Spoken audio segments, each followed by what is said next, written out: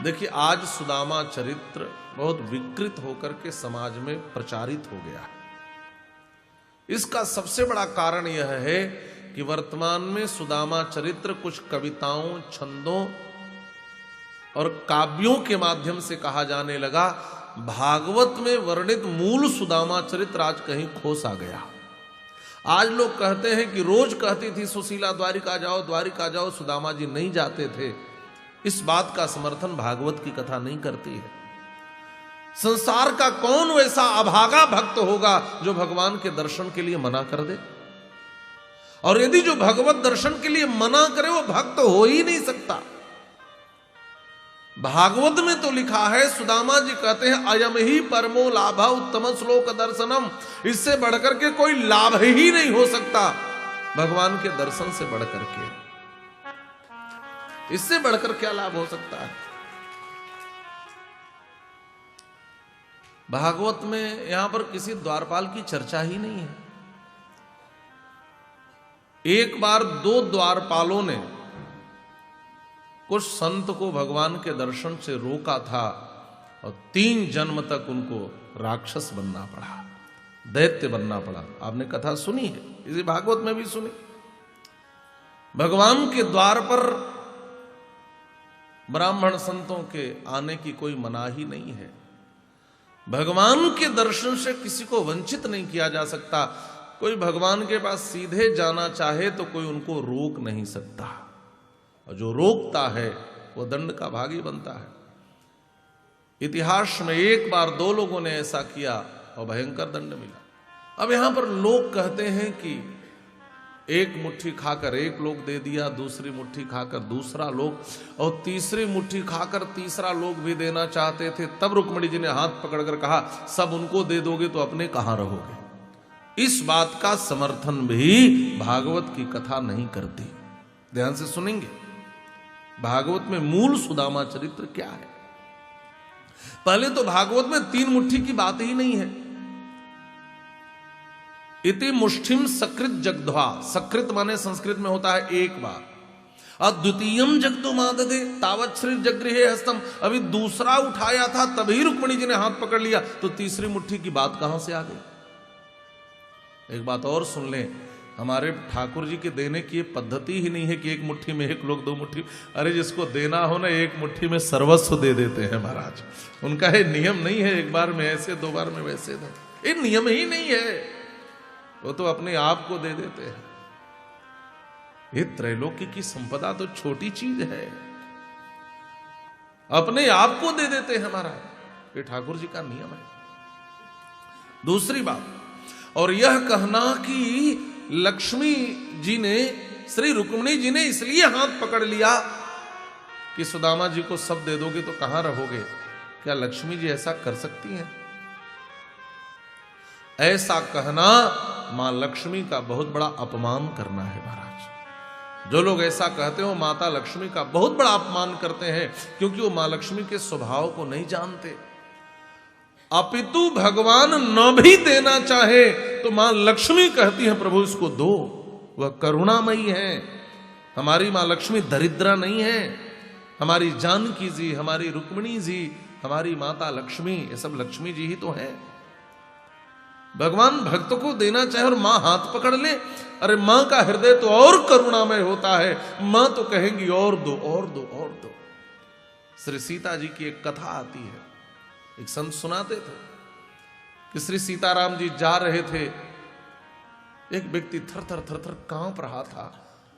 उसके शरीर पर ओढ़ने के लिए कोई वस्त्र भी नहीं था। मां जानकी को दया आ गई। मां जानकी ने कहा प्रभु इसका कल्याण करो।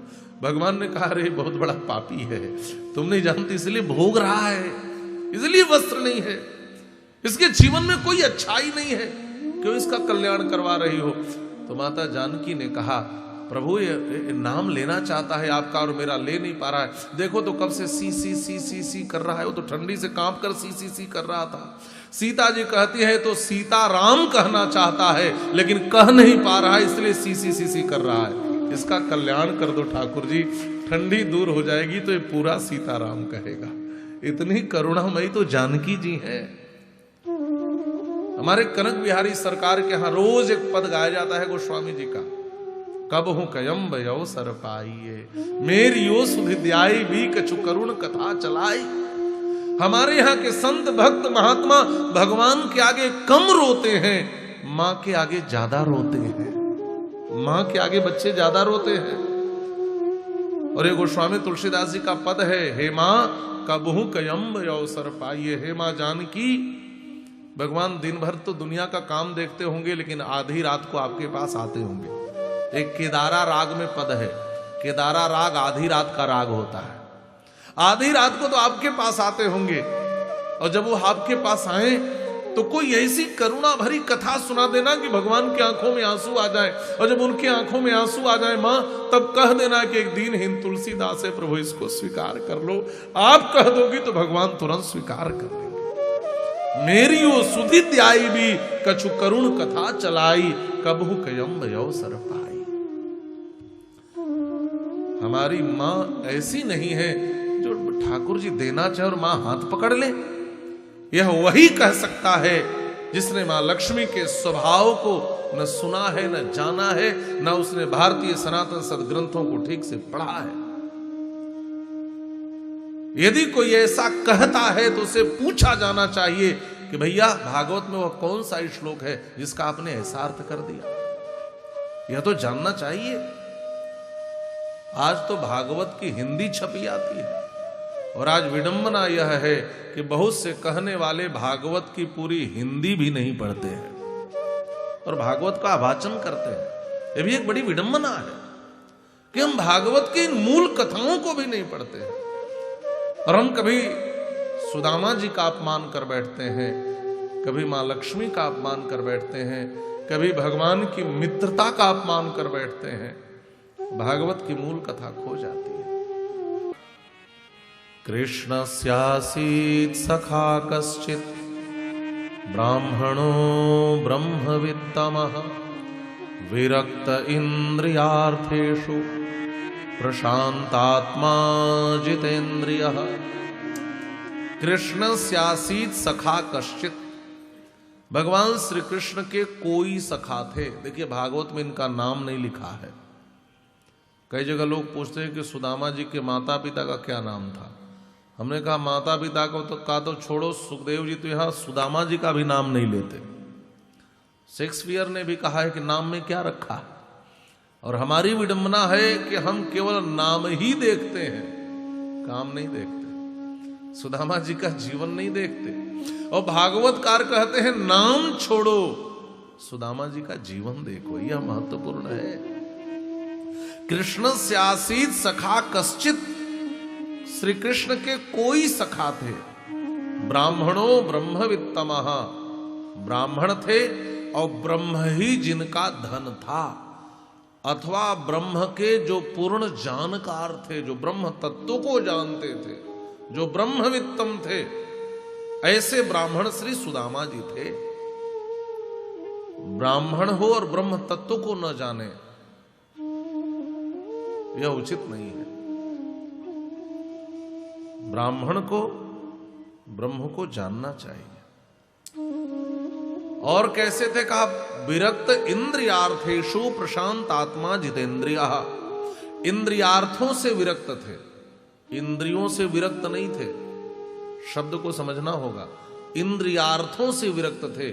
जैसे आंख जो है यह इंद्रिय है, तो आंख का अर्थ है सुंदर रूप देखने की चाहत रखना। कर्णेंद्रिय का अर्थ है कुछ चटपटी चीजों को सुनना। मन करता है नहीं कुछ इधर उधर की चीज सुने, है ना। कहीं कहीं लोग कहते हैं महाराज इस फिल्मी धुन पे बड़ा बढ़िया भजन लगता है। और मैं हमेशा कहता हूं कि गोविंदा पर फिल्माए गए फिल्मी धुन पर आप भजन सुनेंगे तो आपके हृदय में गोविंदा बैठेगा, गोविंद की झांकी नहीं बैठेगी। क्योंकि आपका मन तो वहीं थिरक रहा है, आपका मन तो उस धुन पर थिरक रहा है।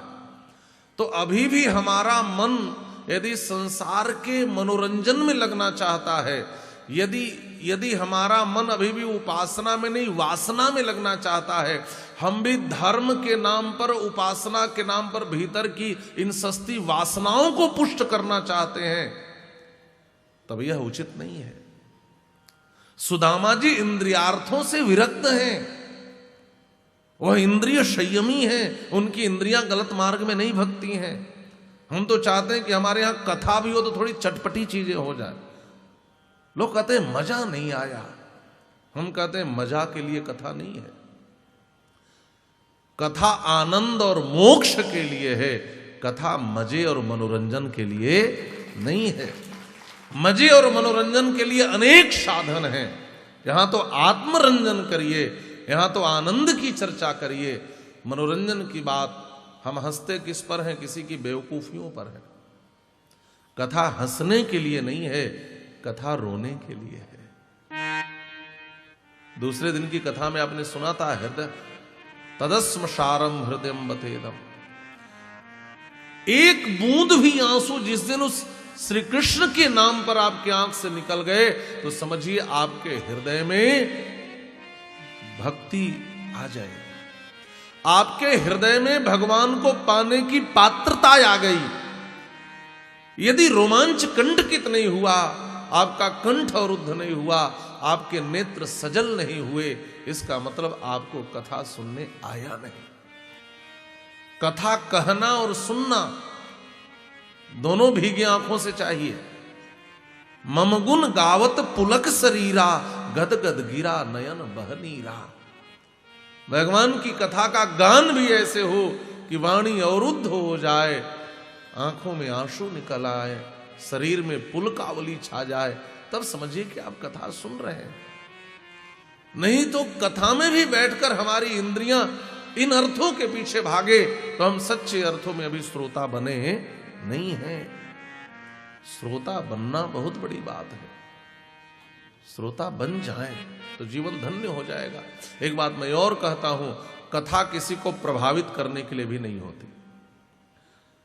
कथा प्रभावित करने के लिए होती ही नहीं है, कथा तो प्रभु भावित करने के लिए होती है। जो आपको भगवान के भाव में डुबो दे, जो आपको भगवान के प्रेम में डुबो दे, जो आपके हृदय में भगवान को प्रतिष्ठित कर दे, उसको कथा कहते हैं। कथा शब्द का यही अर्थ होता है। कम आनंदम कम ब्रह्म हृदय स्थापयति कथा, जो आपके हृदय में कृष्ण को स्थापित करे। क माने होता है कृष्ण, क माने ब्रह्म, कम ब्रह्म खम ब्रह्म, ऐसे अर्थ होते हैं उपनिषदों में। क माने होता है ईश्वर और था माने होता है स्थापित करना। जो हृदय में ईश्वर को स्थापित करे, आनंद को स्थापित करे, वह कथा है। यदि कथा सुनने के बाद भी हृदय में ईश्वर नहीं बैठे तो आपने सच्चे अर्थों में कथा नहीं सुनी। विरक्त इंद्रियार्थेषु प्रशांत आत्मा जितेंद्रिय। और सुदामा जी प्रशांत थे, प्रकृष्ट रूप से शांत थे। शांत और प्रशांत दोनों शब्द समझने लायक है। शांत तो आप भी बैठे लेकिन प्रशांत नहीं है। बहुत से लोग हैं जो पांडाल में बैठ करके कितने झूमर लगे हैं इसी को गिनते रहेंगे। बहुत लोग बैठे बैठे खंभे गिनते रहते, आप देखते होंगे। ये सब मन के चंचल होने का लक्षण है। बहुत से लोग हैं जिनका मन ध्यान एक जगह टिकेगा ही नहीं। यहां भी बैठे तो इधर देखें उधर देखें, उधर देखें आगे देखें पीछे देखें, हर 10 मिनट पर उधर उठें उधर ताकें उधर बात करें। इसका मतलब आप भीतर से अशांत हैं। बहुत से लोग बैठेंगे तो ऐसे घुटना हिलाते रहेंगे, आप देखें। बहुत से लोग हाथ, बहुत से लोग ऐसे खुजलाते रहे। ये सब भीतर से अशांत होने का लक्षण है। आपने महात्मा बुद्ध का चित्र देखा होगा, वो चित्र में भी कितने शांत लगते हैं। किसी योगियों का चित्र देखे कितने शांत हैं। सुदामा जी प्रकृष्ट रूप से शांत है। यह शब्द है, प्रशांत होना आसान नहीं है। भीतर की सारी कामनाएं जब तक नहीं मिटती हैं, मन की चंचलता जब तक नहीं मिटती है, आसान तो नहीं है लेकिन असंभव भी नहीं है। विरक्त इंद्रियार्थेषु प्रशांत आत्मा जितेंद्रिय। इंद्रियों को जीत रखा है जिसने। ध्यान से सुनेंगे, सुदामा जी निर्धन है यह सच है, सुदामा जी गरीब है यह भी सच है, लेकिन सुदामा जी दरिद्र हैं यह कहना अपराध है। सुदामा जैसे ब्राह्मण को दरिद्र कहना। देखिए, दरिद्र होना और निर्धन गरीब होना दोनों में अंतर है। गरीब और निर्धन होने का मतलब है भौतिक संसाधनों का अभाव होना, और दरिद्र होने का मतलब है असंतुष्ट होना। दरिद्र की परिभाषा है असंतुष्टो दरिद्रः। खरबों की संपत्ति है, फिर भी चाहते हैं कि हम दूसरे का मर्डर करके उसका भी धन छीन लें। यह है दरिद्र होना। एक घटना एक संत सुनाते थे, आपने सुना होगा। एक महात्मा को कहीं से कौड़ी मिल गई, वह लेकर घूमे। लोग कहते महाराज इस कौड़ी का आप क्या करोगे? पहले कौड़ी चलती थी पुराने समय में। तो महात्मा ने कहा जो दुनिया का सबसे बड़ा दरिद्र मिलेगा मैं यह कौड़ी उसको दे दूंगा। एक दिन पता चला पश्चिम का राजा आ रहा था पूरब के राजा पे चढ़ाई करने। महात्मा ने पूछा ये कौन है, कहाँ जा रहा है? कहा महाराज पश्चिम के राजा है, पूरब के राजा पर चढ़ाई करने जा रहे हैं। पूरब के राजा को मारकर उनके राज्य और धन को लेने के लिए जा रहे हैं। पहले ऐसा होता था। तो संत बीच में खड़े हो गए। राजा ने देखा कि महात्मा खड़े हैं। संत ने बुलाया, वो नीचे उतर कर आए, प्रणाम किया। महात्मा ने कहा हाथ आगे करो। उस राजा ने हाथ आगे किया तो महात्मा ने हाथ पे कौड़ी रख दिया। राजा ने पूछा इसका मतलब क्या है? क्या मैंने दुनिया वालों से वादा किया था कि जो दुनिया का सबसे बड़ा दरिद्र होगा मैं कौड़ी उसी को दूंगा, और आपसे बढ़कर दरिद्र दुनिया में कोई नहीं हो सकता। इतनी धन, इतनी संपत्ति, ऐसा राजमहल है, फिर भी दूसरे को मारकर उसकी संपत्ति भी हड़पने जा रहे हो। दरिद्र की परिभाषा है जो असंतुष्ट हो, कितना भी मिल जाए और वो असंतुष्ट रहे। असंतोष जिसके जीवन में हो वह दरिद्र है। और घर में भौतिक साधनों का अभाव हो लेकिन जीवन में यदि संतोष हो महाराज, यह उच्च स्थिति है। एक मुसलमान कवि ने भी लिखा है गोधन गजधन वाजिधन और रतन धन खान, जब आवे संतोष धन सब धन धूरी समान। सबसे बड़ा धन संतोष धन है। यदि आपके जीवन में संतोष नहीं है तो पूरा संसार भी आपका हो जाए, आपका मन कभी शांत नहीं हो सकता। सुदामा की तरह प्रशांत होने के लिए जीवन में संतोष को स्वीकार करना पड़ेगा। देखिए, स्थिति एक फकीर की और एक निर्धन की बराबर होती है, लेकिन जहां फकीर भगवान के भाव में डूबा रहता है वहीं निर्धन वस्तु के अभाव में रोता रहता है। सुदामा जी के यहां धन का अभाव है लेकिन संतोष इतना है कि धन की अपेक्षा नहीं करते। यह सच है। हाँ, सुदामा जी ने अपने लिए आगे चलकर दरिद्र शब्द का प्रयोग किया है। क्वाहम दरिद्रो पापीयान क्व कृष्ण श्रीनिकेतनः। कहा मेरे जैसा दरिद्र और पापी, और कहा कृष्ण की तरह श्रीनिकेतन। तो यह एक भक्त का दैन्य होता है जो भगवान के आगे अपनी दैन्यता प्रकट करते हुए अपने को दरिद्र, पापी और बहुत कुछ कहता है। गोस्वामी जी ने भी लिखा है मैं हरि पतित पावन सुने, मैं पतित तुम पतित पावन, दो बानक बने। तो हम कहें कि गोस्वामी तुलसीदास जी पतित थे। यह एक भक्त का दैन्य है। सूरदास जी ने लिखा है मोसम कौन कुटिल खल कामी। मुझसे बढ़कर कुटिल खल कामी कौन हो सकता है? तो इसका मतलब यह नहीं कि हम भी सूरदास जी को कामी, खल और कुटिल कहें। ये भक्त का दैन्य है जो भगवान के आगे प्रकट करता है। सुदामा जी गरीब हैं यह सच है, सुदामा जी निर्धन हैं यह सच है, लेकिन सुदामा जी दरिद्र हैं यह सच नहीं है। गरीबों के घर में जीवन में कठिन क्षण आते हैं, जीवन में समस्याएं आती हैं।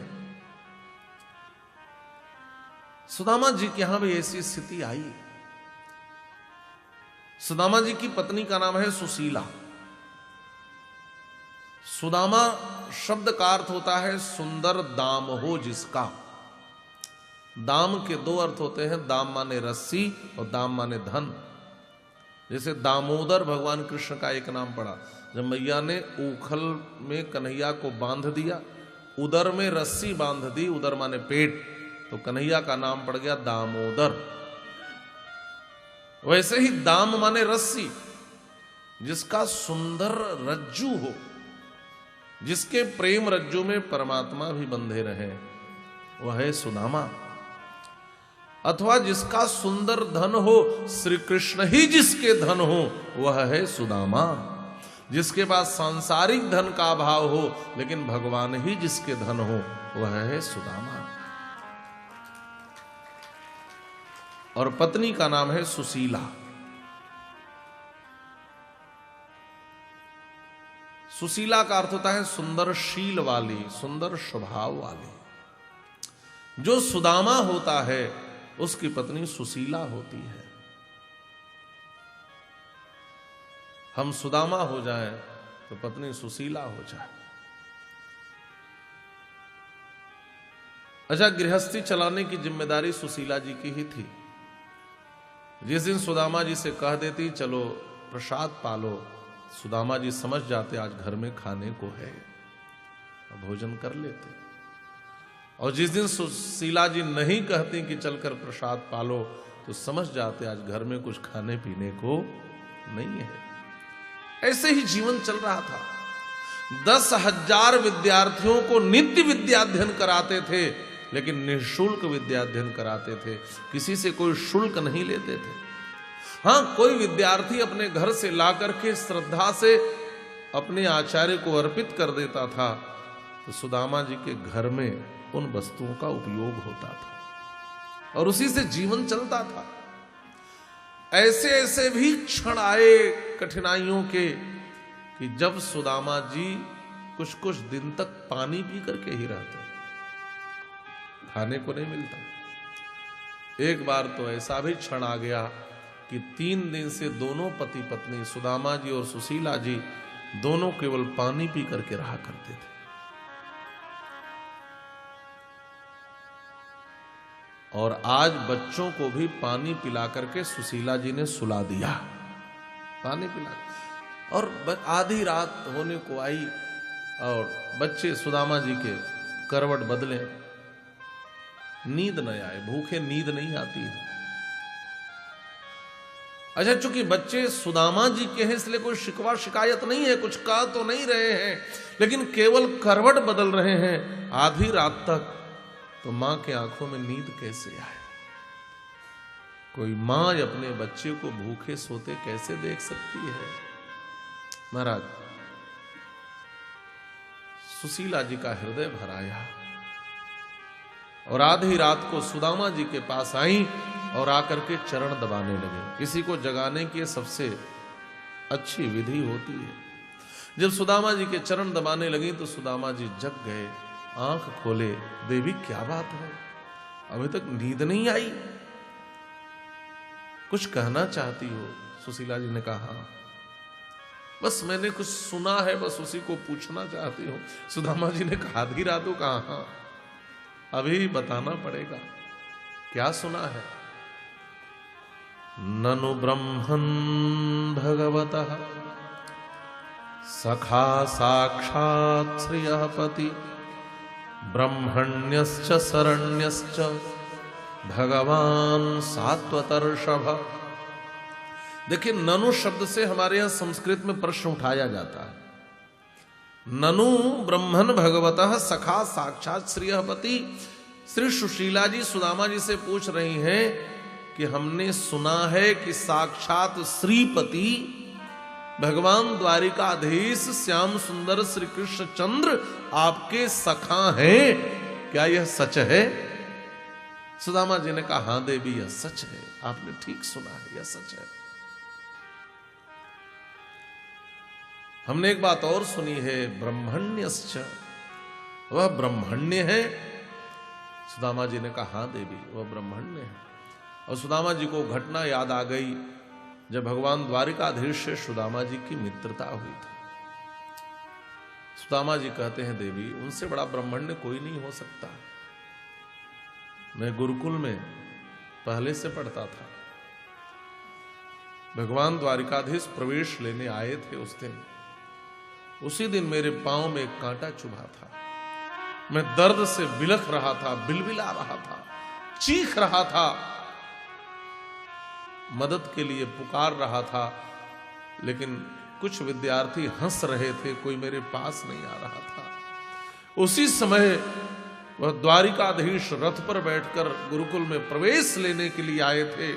वह रथ से कूद पड़े, दौड़कर मेरे पास आए, मेरे पांव को उठाया, तलवे के पास अपने मुंह को लाए और अपने दांत से मेरे पांव के कांटे को बाहर खींच लिया। मुझे पीड़ा मुक्त कर दिया।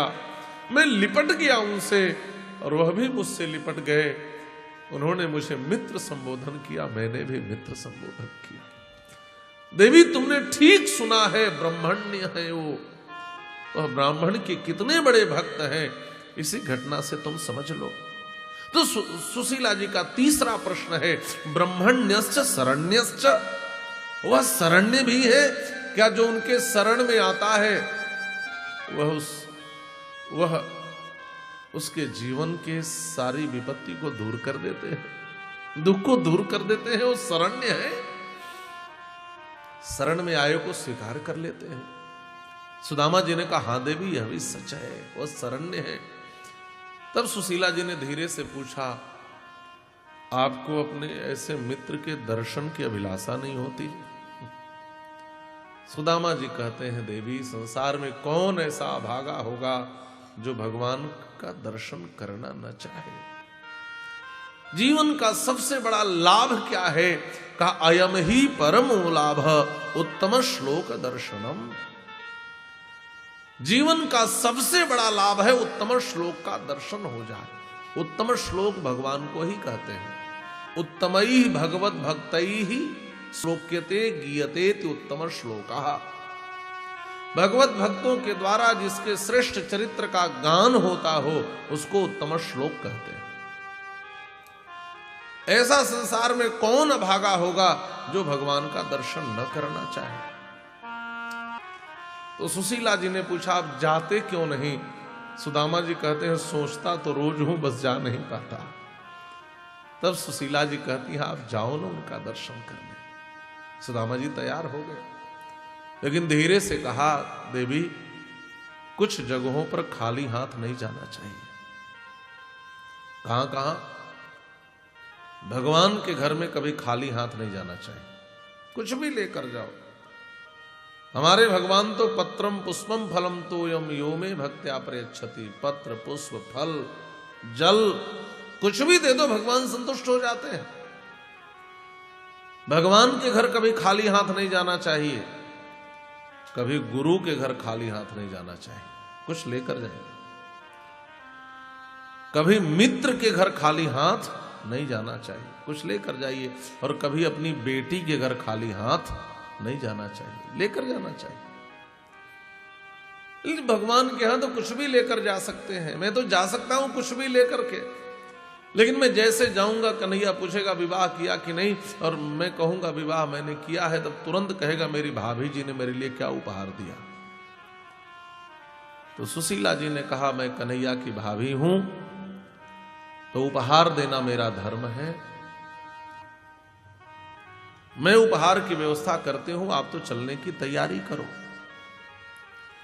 और श्री सुदामा जी प्रातःकाल जल्दी से उठ करके अपने सारे संध्या वंदनादि कर्म से निवृत्त हो करके, और जो एक धोती थी आधा नीचे पहना आधा उसको ऊपर लपेटा है, एक हाथ में लोटा लिया एक हाथ में सोटा लिया, तैयार हो गए। देवी मैं तो तैयार हो गया यात्रा के लिए, तुम्हारी तैयारी हो गई? सुशीला जी कहती हैं, अभी लाती हूं। सुशीला जी भाग करके गई हैं और 4 ब्राह्मणों के घर से एक एक मुट्ठी चावल मांग करके लाई। याचित्वा चतुरो मोष्ठिन विप्रान पृथक तंडुलाम। विप्रान पृथक तंडुलाम। अच्छा, आसपास रहने वाले भी तो सब ब्राह्मण ही थे, और ब्राह्मण सब गरीब ही थे जो आसपास रह रहे थे सुदामा जी के। एक एक मुट्ठी चावल मांगा। विप्रान पृथक तंडुलाम, उन विप्रों के घर से एक एक मुट्ठी। ऐसा नहीं है कि 4 मुट्ठी एक ब्राह्मण के घर से मांगती तो नहीं मिलता, मिल जाता, दे देते। इतनी संपन्नता उन ब्राह्मणों के घर में थी। सबसे अधिक गरीबी इन्हीं के घर में थी, सुदामा जी के यहाँ।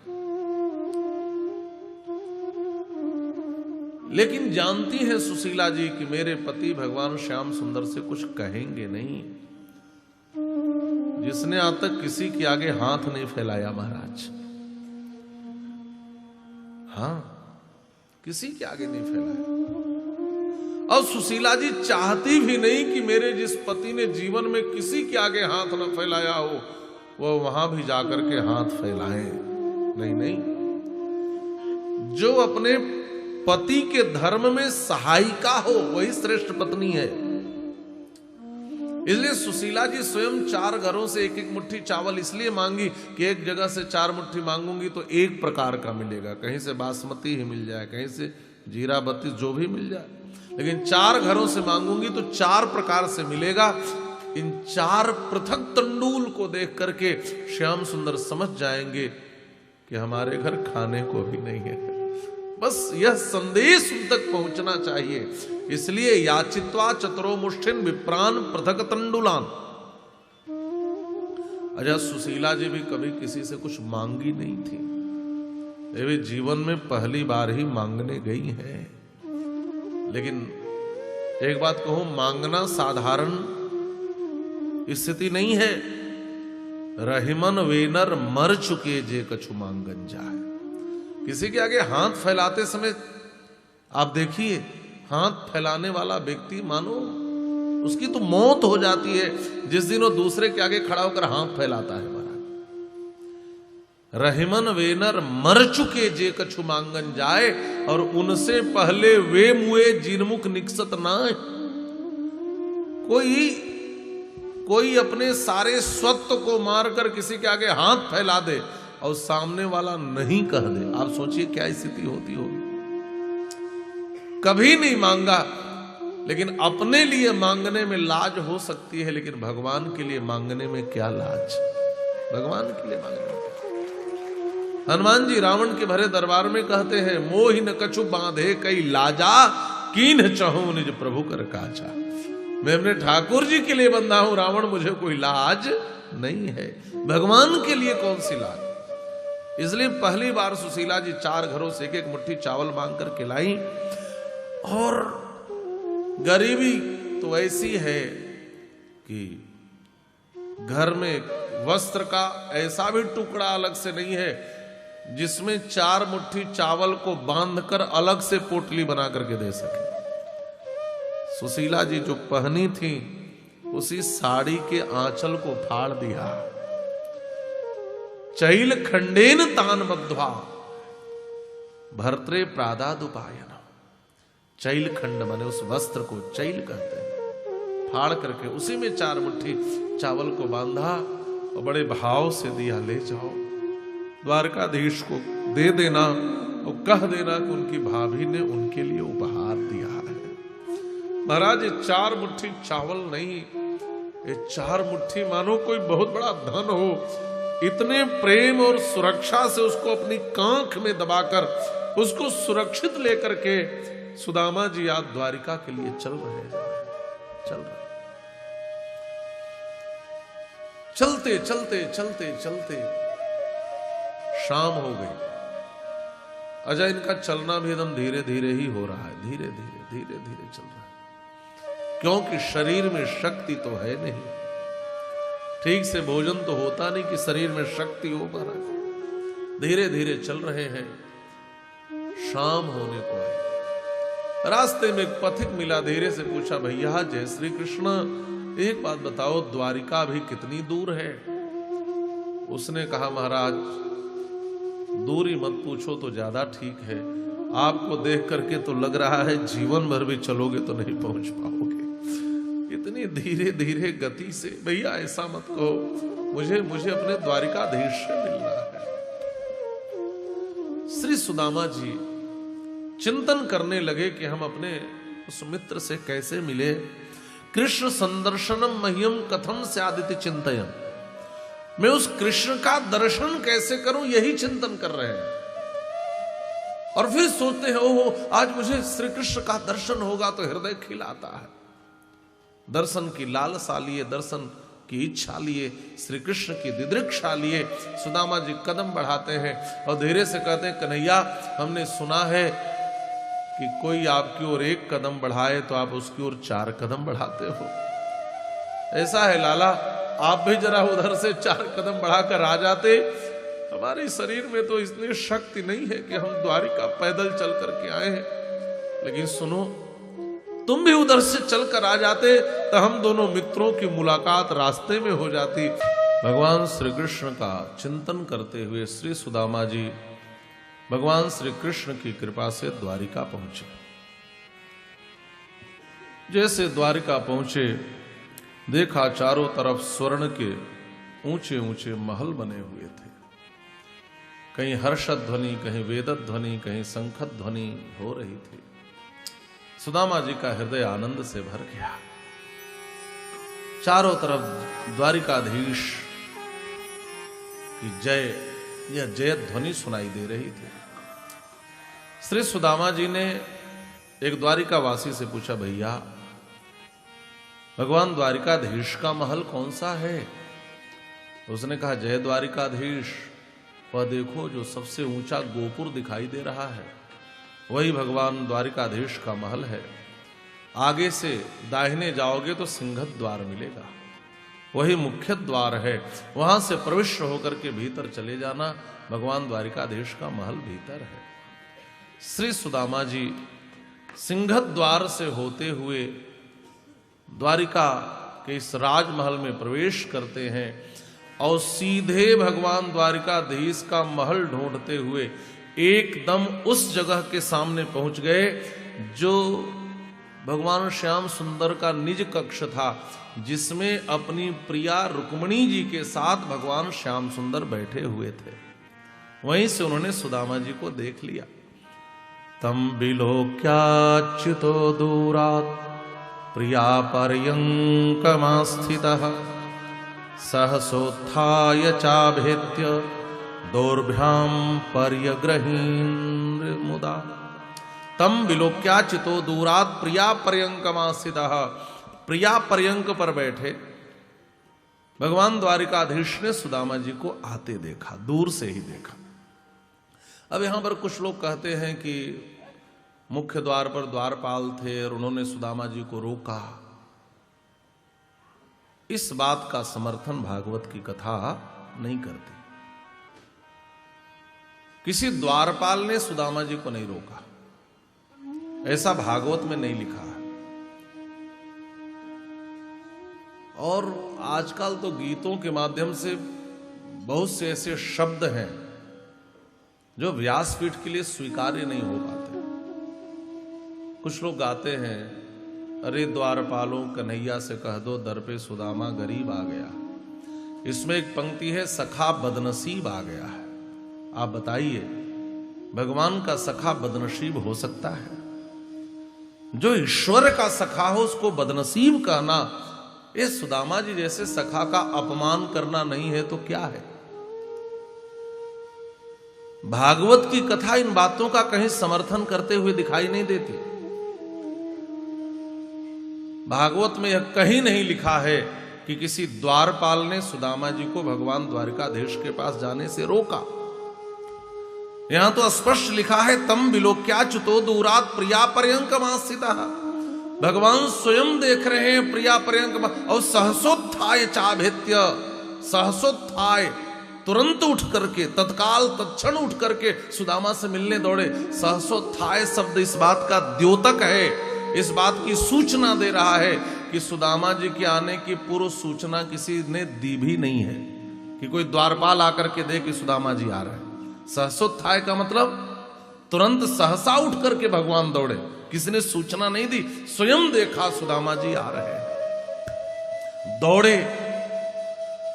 लेकिन दौड़े तो इनके देखकर पीछे पीछे मंत्री भी दौड़े, सेनापति भी दौड़े, सेवक भी दौड़े, रानियां देखी तो देखती रह गई। ऐसी दौड़ हमने द्वारिकाधीश की आज तक जीवन में कभी नहीं देखी।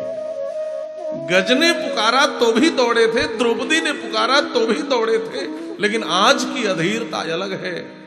जैसे जब श्री भरत आए तो उठे राम सुनी प्रेम अधीरा, कहूं पट कहूं निशंग धनु तीरा। यही अधीरता आज द्वारिकाधीश में भी है। दौड़ रहे हैं सुदामा कह करके। सुदामा जी ने देखा भगवान द्वारिकाधीश दौड़े चले आ रहे हैं, दोनों भुजा फैला दी और दोनों मित्र एक दूसरे के भुजाओं में समा गए महाराज। दोनों के आंख से झरझर झरझर आंसू गिरने लगे। कन्हैया ने कहा, मित्र इतने दिनों के बाद मेरी याद आई। कन्हैया ने सुदामा जी की उंगली पकड़ी और फिर प्रिया पर्यंकमा स्थितः, जिस कमरे में श्री रुक्मिणी जी के साथ रहते थे उस अपनी प्रिया के पर्यंक पर माने पलंग पर लाकर के सुदामा जी को बैठाया। एक बात और ध्यान से सुनेंगे, कोई अतिथि आता है तो लोग अतिथि कक्ष में बैठाते हैं। अपनी पत्नी के साथ जिस कमरे में कोई रहता है वहां सबको नहीं ले जाया जा सकता, वहां उसी को ले जाया जा सकता है जो हृदय के सबसे करीब हो। मतलब भगवान द्वारिकाधीश के हृदय के कितने करीबी मित्र हैं सुदामा जी, इन शब्दों से आप समझ सकते हैं। प्रिया पर्यंकमा स्थितः, वहां ले जाकर के बैठाया और स्वर्ण थाल लाकर के रुक्मिणी जी सामने रख दी चरणों के नीचे। स्वर्ण कलश में गंगा जल लेकर खड़ी हैं कि द्वारिकाधीश की अनुमति हो तो मैं जल गिराऊं और इस ब्राह्मण देवता के चरण धुले जाएं। भगवान श्याम सुंदर सुदामा जी के चरणों में बैठे हैं, चरण पकड़ा है। अभी कहने ही वाले थे कि जल गिराओ, लेकिन जब चरण की स्थिति देखी तो कन्हैया के आंखों में आंसू आ गए। पांव में बेवाइयां फटी हुई है, कई कई जगह कांटे धंसे हुए हैं। क्यों? गुरुकुल में भी धंसे थे, आज भी धंसे हैं महाराज, क्योंकि इस ब्राह्मण देवता के पास पांव में पहनने के लिए कोई जूता आदि, कोई पन्ही, कोई उपाना, ऐसी कोई चीज है ही नहीं। ऐसी तो निर्धनता है सुदामा जी की। कई जगह कांटे धंसे हैं। कन्हैया को इसलिए रोना आ गया कि पांव क्षत विक्षत है, इतने कांटे चुभे हैं। लेकिन बाहर ब्राह्मण देवता की सहन शक्ति, यह मुंह से उफ भी नहीं कर रहे हैं। जब कन्हैया इनके चेहरे की ओर देखते तो सुदामा जी मुस्कुरा देते। भगवान को रोना आ गया। ऐसी सहनशीलता, ऐसी तितिक्षा आज तक हमने किसी की देखी नहीं है। उन एक एक कांटों को धीरे धीरे निकालने लगे, सहेज सहेज कर चरण में पीड़ा न हो जाए, और आंख से झरने वाले आंसुओं से ही सुदामा जी के चरण को धो दिया भगवान ने, चरण को धो दिया। ये पंक्ति मुझे बहुत प्यारी लगती है। ऐसे बेहाल बेवाइन सो पग कंटक जाल लगे पोनी जोए, हाय महादुख पायो सखा तुम आए, इतन कितै दिन कोय। देखी सुदामा की दीन दशा, करुणा करी के करुणा निधि रोए, पानी परात को हाथ छुओ नहीं, नैनन के जल सो पग धोए, पानी परात को हाथ छुओ नहीं, नैनन के जल सो पग धोए। देखी सुदामा की दीन दशा, करुणा करिके करुणा निधि रोए, पानी परात को हाथ छियो नहीं, नैनन के जल सो पग धोए। आंख के आंसुओं से ही चरण धुल डाले। भाव क्या? एक संत की बड़ी प्यारी उत्प्रेक्षा है। वो संत लिखते हैं, भगवान ने सोचा गंगा जी कौन है? कहा मेरे चरण का धुला जल ही गंगा जी के रूप में प्रवाहित हो रहा है। भगवान के चरणों का धुला जल ही तो है जो गंगा के रूप में प्रवाहित हो रहा है।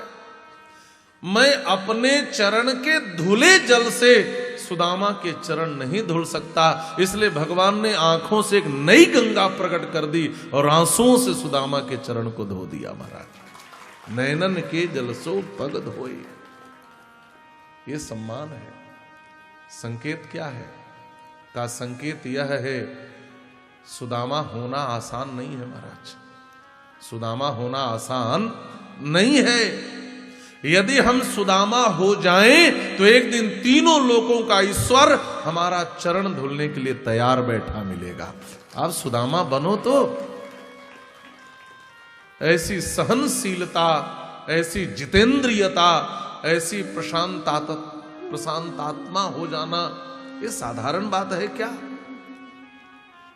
यदि आप सुदामा बन जाएं तो परमात्मा आपका चरण धुलेगा। महाराज आसान नहीं है सुदामा होना।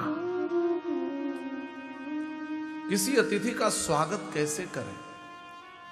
गोस्वामी तुलसीदास जी महाराज ने भी गीतावली में एक बड़ी प्यारी पंक्ति लिखी है। जब भगवान शिव ज्योतिषी बनकर ब्राह्मण बनकर आए तो मां कौशल्या ने कैसे स्वागत किया। अयोध्या में भी ऐसे ही स्वागत होता है।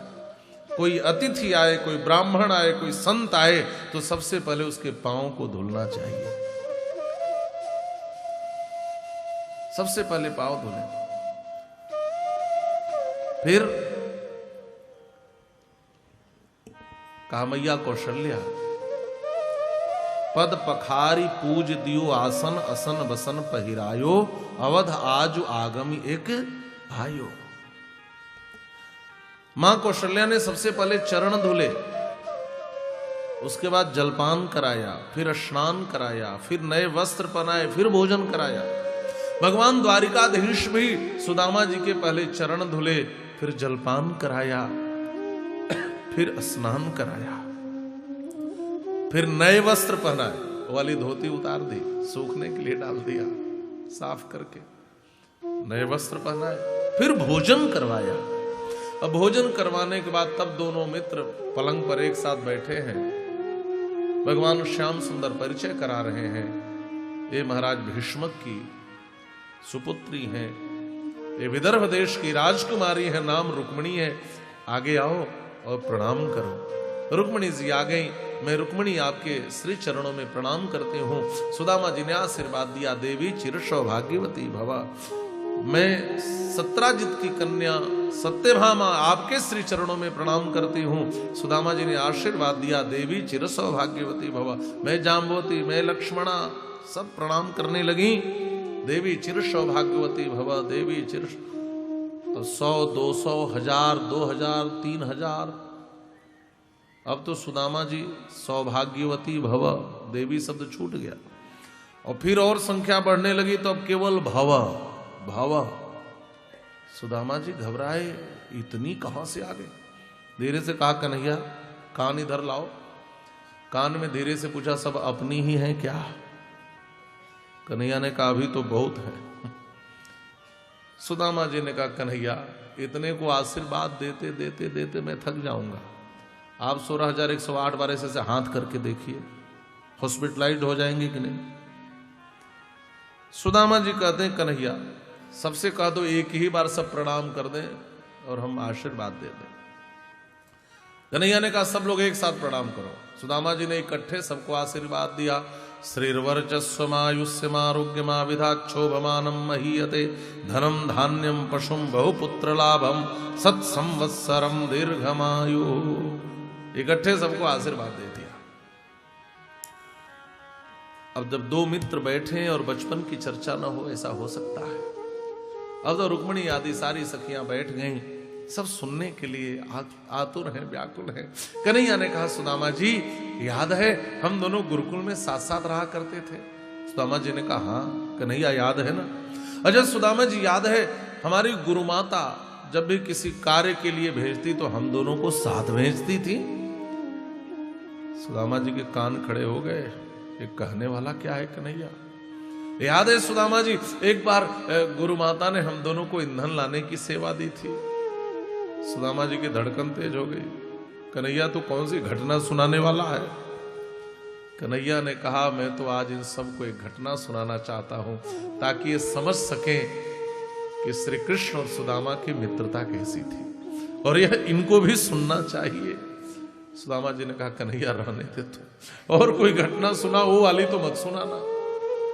कन्हैया ने कहा सुदामा जी याद है गुरु दारे नोदितानाम ईंधनान आनयने क्वचित, ईंधन लाने के लिए हम दोनों को गुरु माता ने भेजा था, और हम दोनों प्रविष्टानाम महारण्यम अपहृतौ सुमहद्विज, हम दोनों महारण्य में प्रविष्ट हो गए, एक विशाल वन में चले गए। याद है सुदामा जी? सुदामा जी ने कहा बस कन्हैया अब आगे वाली बात मत सुनाना।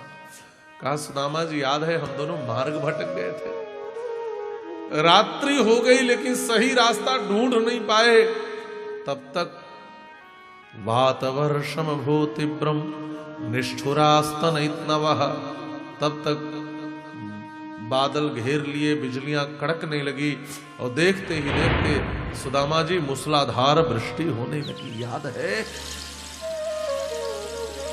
कन्हैया ने कहा मैं पूरा भीग गया और मैं थर थर कांपने लगा। सुदामा जी ने कहा बस बस कन्हैया, आगे की कोई बात तुम मत कहना। कन्हैया ने कहा सुदामा जी याद है मैं एक वृक्ष से लिपट गया, और उसी समय ओले की वर्षा शुरू हो गई, ओले गिरने लगे, पत्थर गिरने लगा पानी के साथ, मेरे शरीर पर चोट लग रही थी। बस कन्हैया अब आगे मत कहना, बस बस अब इसके आगे एक शब्द मत कहना। कन्हैया ने कहा सुदामा जी याद है मेरे शरीर पर चोट लग रही थी, मूसलाधार वृष्टि हो रही थी, मैं पूरा भीग कर थर थर कांप रहा था, और आप आए और आकर के मेरे पीछे से मेरे शरीर पर लिपट गए, मेरे शरीर पर गिरने वाली वर्षा के बूंदों को और मेरे शरीर पर गिरने वाले उस ओले वृष्टि को अपने शरीर पर सहने लगे, और पूरी रात इस प्रकार से मेरे पीठ पर लिपट कर मेरे प्राणों की रक्षा करते रहे। याद है? यह है भागवत में असली सुदामा चरित्र। और लोग क्या कहते हैं कि गुरु माता ने चना दिया था और सुदामा जी कन्हैया के हिस्से का चुरा करके खा गए। भागवत की कथा इस बात का समर्थन नहीं करती है, भागवत में यह बात नहीं लिखी है।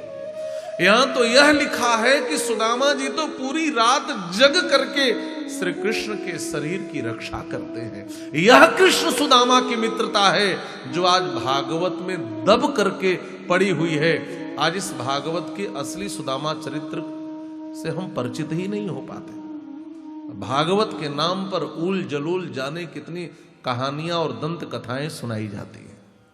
ये सुदामा चरित्र है, और इस घटना को सुनकर के रुक्मिणी आदि सब रोने लगी। यह मित्रता है सुदामा जी की। सुदामा जी की भी आंखें सजल हो गईं और कन्हैया तो रो पड़े। सुदामा जी ने कहा कन्हैया तू क्यों सबको भावुक कर रहा है, सबको रुला दिया ना। अरे एक मित्र दूसरे मित्र के काम में नहीं आएगा तो कौन आएगा, कौन काम आएगा। सुदामा जी मैंने आपकी सहनशीलता देखी है। एक ब्राह्मण में कितनी सहनशीलता थी, पूरी रात पत्थर को अपने शरीर पर झेलता रहा और मेरी रक्षा करता रहा। ऐसी सहनशीलता है सुदामा जी की, जो भूख भी सहते हैं, जो कांटे चुभ जाए तो उस पीड़ा को भी सहते हैं, जो हर चीज सह लेते हैं। महाराज संत का यही तो लक्षण है, भागवत में बताया गया। पहला लक्षण क्या है? का तितिक्षवः कारुणिकाः सुहृदः सर्वदेहिनाम अजात शत्रवः शांताः साधवः साधुभूषणाः। पहला लक्षण है जिसमें तितिक्षा हो, सहनशीलता हो। सुदामा जी ने कहा सबको रुला दिया, कोई अच्छी बात नहीं कर सकते थे, यही घटना मिली थी सुनाने के लिए। तब कन्हैया ने कहा कोई अच्छी बात करो, हाँ अच्छी अच्छी बातें करो। तो कन्हैया ने सीधे अच्छी बात शुरू कर दी। अच्छा ये बताओ कि जब समावर्तन संस्कार आपका हुआ और आप घर गए तो आपका विवाह हुआ कि नहीं? अब इससे अच्छी बात क्या हो सकती है। अपि ब्रह्मण गुरुकुलात भवता लब्ध दक्षिणात समावृत्तेन धर्मज्ञ भार्योढ़ा सदृशी नवा। भगवान श्याम सुंदर ने पूछा सुदामा जी विवाह हुआ कि नहीं, और विवाह हुआ तो जो भार्या मिली हैं, जो हमारी भाभी जी मिली हैं, जो आपकी श्रीमती जी मिली हैं, वह आपके अनुकूल हैं कि नहीं है? क्योंकि पत्नी अनुकूल न मिले, ये कुछ चीजें जीवन में हो जाए महाराज, कुग्राम वासः कुलहीन सेवा कुभोजनम क्रोधमुखी च भार्या मूर्खश्च पुत्रो विधवा च कन्या विनाग्नि नेते प्रदहंति कायम। समझ लो उसका शरीर बिना चिता पर जले जल रहा है।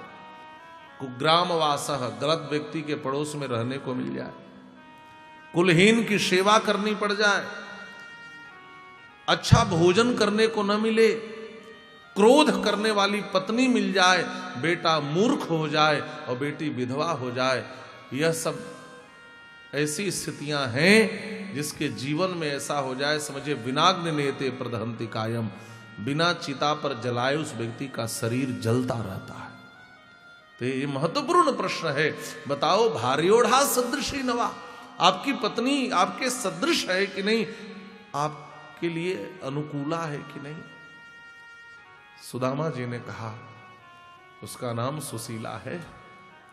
और सुनो, यह पूछना चाहते हो कि अनुकूला है कि नहीं? यदि यह सुदामा आज आपका दर्शन कर रहा है तो कन्हैया यह तुम्हारी भाभी की देन है, यह तुम्हारी भाभी की देन है। जो पत्नी अपने पति को भगवान तक पहुंचा दे, उससे बढ़कर श्रेष्ठ पत्नी दूसरी हो ही नहीं सकती है, उससे बढ़कर अनुकूला स्त्री कोई हो ही नहीं सकती है। कन्हैया ने कहा जब मेरी भाभी जी इतनी अच्छी हैं तब तो मेरे लिए कोई उपहार जरूर दिया होगा। अब दिया तो है, लेकिन सुदामा जी को संकोच है। सुदामा जी सोचते हैं इतने बड़े बड़े घर की राजकुमारियों से विवाह हुआ है, अभी 4 मुट्ठी चावल निकाल करके रखूंगा 4 प्रकार के, तो क्या सोचेंगी, ये मित्र कैसा उपहार लेकर आए। मेरा कन्हैया तो सब ले लेता है, लेकिन इनके सामने कैसे दूं, थोड़ा संकोच है सुदामा जी को। लेकिन भगवान तो भक्त के सारे संकोच को दूर करते हैं महाराज। भगवान ने कहा सुदामा जी मेरी भाभी जी ने क्या दिया? अब सुदामा जी झूठ तो बोलते नहीं है, इसलिए कह भी नहीं सकते कुछ नहीं दिया है। सुदामा जी ने कहा कन्हैया सुनो ना, याद है एक बार गुरु माता ने और कौन सी सेवा दी थी? कन्हैया ने कहा नहीं पहले बताओ मेरी भाभी जी ने मेरे लिए क्या दिया। सुदामा जी ने कहा याद है एक बार गुरु जी ने हम दोनों से कौन सा प्रश्न पूछा था? कन्हैया ने कहा पहले बताओ मेरी भाभी जी ने क्या दिया। सुदामा जी बात बदलना चाहते, लेकिन कन्हैया वहीं पे, अरे लाला इतने बच्चों का बाप हो गया, अभी तेरा जिद गया नहीं तो बच्चों की तरह जिद करके बैठ गया, कोई और बात करना कन्हैया। कन्हैया ने कहा सबसे पहले बताओ मेरी भाभी जी ने मेरे लिए क्या दिया। छोड़ते नहीं। और सुदामा जी पीछे खिसकने लगे, तब तक कन्हैया की दृष्टि पड़ गई, अरे चोरों के सरदार हैं, इनसे कोई कुछ छिपा सकता है क्या? उन्होंने कहा कुछ तो है, कुछ तो वहां पर दबा दिख रहा है, कांख में कोई पोटली लग रही है। अब सुदामा जी का इतना सुनना कि पलंग से नीचे कूद गए। अब कन्हैया उस पोटली को झपटने के लिए पलंग से नीचे कूदे। अब आगे आगे सुदामा जी, पीछे पीछे कन्हैया, आगे कन्हैया, पीछे सुदामा जी, फिर पीछे सुदामा जी, आगे कन्हैया, ऊपर सुदामा जी, नीचे कन्हैया, फिर कन्हैया ऊपर कूदते, फिर सुदामा जी नीचे कूदते, ये आगे पीछे ऊपर नीचे दाएं बाएं आगे पीछे करने लगे। ये उछल कूद करने लगे दोनों मित्र। कन्हैया झपट कर लेना चाहते हो, सुदामा जी भागते हैं। रानियां कहती हैं वाह बचपन के मित्र जगे, बचपन के मित्र मिले तो इन बूढ़ों का बचपना जाग गया है। देखो तो इतने बच्चों के बाप हो गए, कैसे उछल कूद कर रहे हैं आगे पीछे ऊपर नीचे कर रहे हैं। महाराज जीत तो कन्हैया की ही यहां पर हुई। सुदामा जी उछल कर पलंग पर आए थे, कन्हैया पहले उछल चुके थे और तुरंत हाथ पोटली तक ले गए और खींच लिया। भगवान सुखदेव कहते हैं राजन स्वयं जहार किमिदम इति पृथक तंडुलान। और जैसे पोटली को खींचा, जिस साड़ी में बांध कर दिया था वो भी तो पुरानी थी, तुरंत अंगुली के लगते ही उसके धागे अलग हो गए, फट गए और 4 मुट्ठी चावल पलंग पर बिखर गया। देखा भगवान द्वारिकाधीश ने इस 4 मुट्ठी चावल में सुशीला जी ने घर का सारा संदेश दे दिया था। भगवान का हृदय भराया। इस ब्राह्मण देवता के घर में तो खाने के लिए भी 1 मुट्ठी चावल नहीं है, लेकिन ऐसा परम संतोषी ब्राह्मण हमने जीवन में नहीं देखा। मुख पर उफ तक नहीं है। कितनी खुशी है चेहरे पर इस ब्राह्मण देवता के, और घर पे खाने को भी नहीं है। बड़े भाव से उन 4 मुट्ठी चावलों को अपने पीतांबर के छोर में संभाला महाराज। 1 मुट्ठी चावल उठा करके भगवान स्वयं खाए।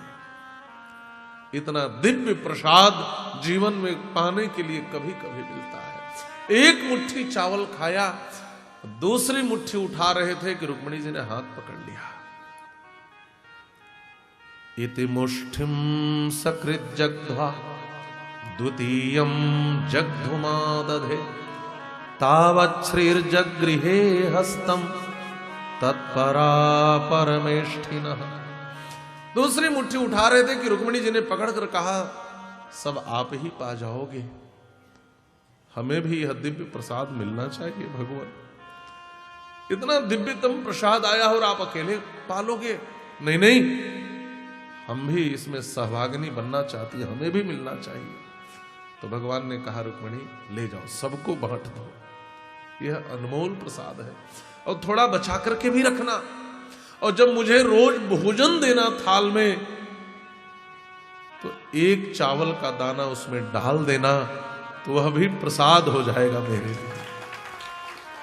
भक्त तुलसी डालकर भगवान का प्रसाद लेते हैं, और भगवान कहते हैं इस भक्त के चावल का 1 दाना रोज डाल दूंगी तो मेरे लिए भक्त का प्रसाद हो जाएगा। इसको बचा कर रखना। सुदामा जी कहते हैं, कन्हैया मैं चलना चाहता हूं, आपका दर्शन हो गया। भगवान ने लाकर के वह धोती दे दी। सुदामा जी ने पीतांबर उतारा, धोती पहनी और वहां से चल पड़े विदा होकर के। पीतांबर पहन के भी जा सकते थे सुदामा जी, लेकिन धोती पहन करके ही कन्हैया जाते हुए देख रहे हैं। क्यों? सुदामा जी ने उसको पहना तो कन्हैया ने मना भी नहीं किया। यदि पीतांबर पहनकर निकले होते तो देखने वाले कहते जरूर मांगने आया होगा। जरूर आया था, कैसा धोती लपेटे हुए फटी फटी और जा रहा है राजा की तरफ पीतांबर पहनकर, जरूर मांगने आया होगा। भगवान कहते हैं नहीं नहीं, जिस मेरे मित्र ने जीवन में किसी के आगे हाथ न फैलाया हो, उस मेरे मित्र को कोई यह कह दे कि मांगने आया होगा, मैं ऐसा सहन ही नहीं कर सकता। इसलिए भगवान ने दिखा करके तो वस्त्र भी नहीं पहनाया है महाराज। ये हमारे ठाकुर जी ने मित्रता निभाई है। ये मित्रता है, मेरे सुदामा के प्रति कोई 1 शब्द कह न पाए। एक बात और बताओ, हमारे यहां हमारी परंपरा में, हमारे यहां के तो संत, हमारे यहां के तो आचार्य कहते हैं कि हम दुनिया वालों से क्या, हम तो भगवान से भी नहीं मांगते हैं और भगवान को भी देते हैं। हमारे यहां श्री रामानुज संप्रदाय के तो आचार्यों ने भगवान का मंगलानुशासन किया। मंगलानुशासन का मतलब आशीर्वाद देना। और आप देखते होंगे मंदिरों में भगवान का मंगलानुशासन होता है। हमारे यहाँ सुबह सुबह अयोध्या में भगवान को आशीर्वाद दिया जाता है। संत कहते हैं हम भगवान से मांगते नहीं, हम भगवान को ही देते हैं। और ठाकुर जी को आशीर्वाद दिया जाता है महाराज, आशीर्वाद। और एक बात और है, आशीर्वाद भगवान को दो तो आशीर्वाद भी सफल होता है। हम किसी को कह दें कि आप अमर हो जाओ, कोई हो सकता है, लेकिन भगवान को कह दें तो का हमारा आशीर्वाद सफल हो गया। हम कह दें श्री सीताराम जी की जोड़ी तब तक बनी रहे जब तक सूरज है, चांद है, नदियां हैं, तो हमारा आशीर्वाद भी सफल। भगवान सोचते हैं जिस सुदामा जी ने कभी किसी से नहीं मांगा, यहां से धन देकर भेजूंगा तो दुनिया वाले यही कहेंगे कि जरूर कुछ लेने के लिए आए होंगे।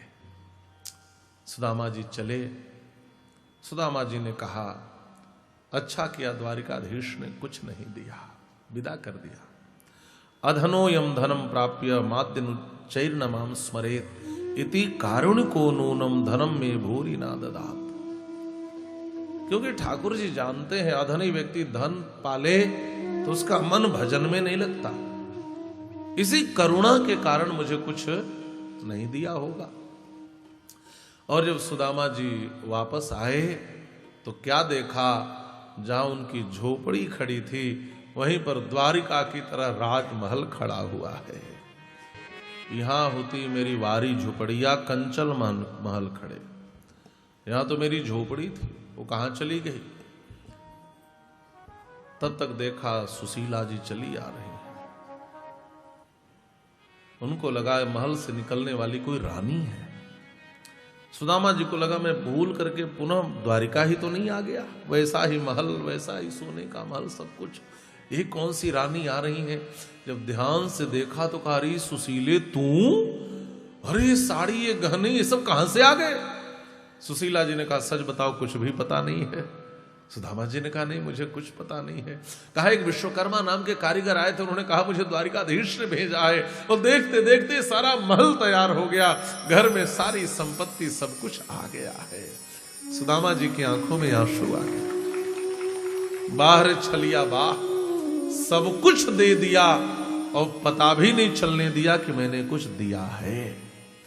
भगवान के देने की यही पद्धति है। इंसान देता है तो 10 रुपए भी लहरा लहरा कर देता है, और भगवान देते हैं तो खरबों रुपए धीरे से देते हैं, पता नहीं चलता कहां से आ रहा है, हमें स्वयं लेने वाले को भी पता नहीं चलता। बस ये लगने लगता है कि सब कुछ अच्छा होने लगा, सब आने लगा। ठाकुर जी ऐसे ही देते हैं, बताकर नहीं देते, दिखाकर नहीं देते, यहां तक कि लेने वाले को भी पता नहीं चलता कि भगवान ने दिया है। ये देने की पद्धति है। लेने और देने तो भगवान ही जानते हैं महाराज। सुदामा जी ने वहीं से प्रणाम किया, बाहर कन्हैया बाहर, और धीरे से कहा सुशीला तुम्हें तो गृहस्थी चलानी है, बच्चों का जीवन संवारना है, भूखे सोते हैं, लेकिन मैं इसमें बैठूंगा, इसमें रहूंगा तो मेरा मन भजन में नहीं लगेगा। सुनो उधर बाहर की तरफ मेरी झोपड़ी लगवा दो, मैं उसी में बैठकर द्वारिकाधीश का भजन किया करूंगा, उसी में बैठकर भजन करूंगा। ये सुदामा जी का जीवन है महाराज। ऐसे मित्र की कथा भगवान शुकदेव ने सुनाई है।